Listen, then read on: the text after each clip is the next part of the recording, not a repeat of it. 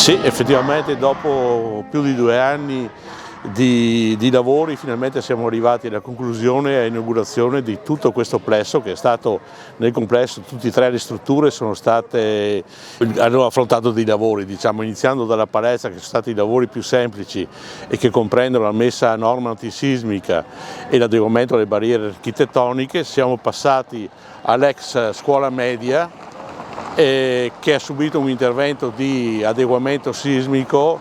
e qui il lavoro è stato, dobbiamo ringraziare la ditta esecutrice perché sono riusciti a fare un lavoro enorme durante le vacanze estive, praticamente in 3 mesi hanno realizzato tutta l'opera.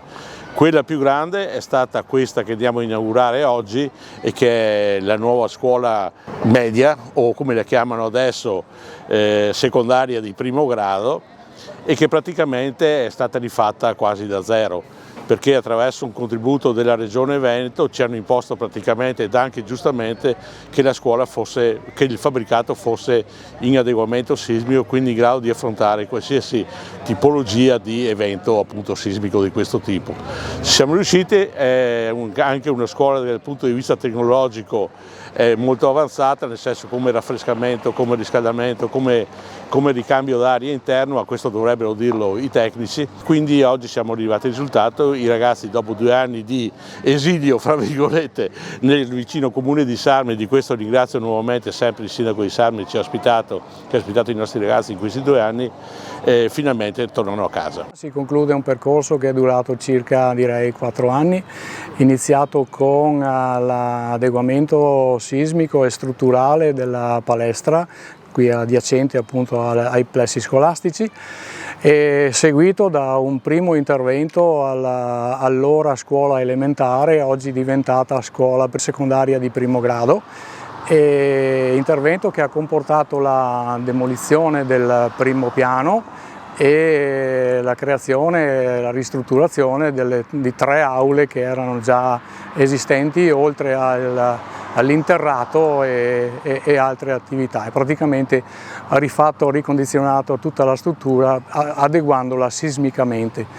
e ovviamente anche alle normative vigenti per quanto riguarda le condizioni ambientali interne. E il secondo intervento è seguito nell'attuale scuola elementare, che all'epoca era la scuola media,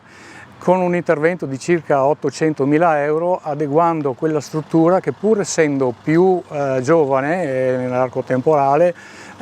doveva essere sistemata secondo le nuove appunto normative vigenti in ambito antisismico. L'intervento lì in sostanza è stato fatto posizionando delle gabbie in acciaio sulla parte esterna ma anche all'interno della struttura stessa e consolidando i soffitti, le strutture, i soffitti, in maniera che queste non dovessero cadere nel caso appunto di scosse. Nell'ambito di queste attività è stato quindi ricondizionato tutto quanto l'ambiente. L'ultimo intervento è stato fatto qua alle mie spalle, creando altre 2 aule che oggi sono adibite appunto per le scuole secondarie di primo grado,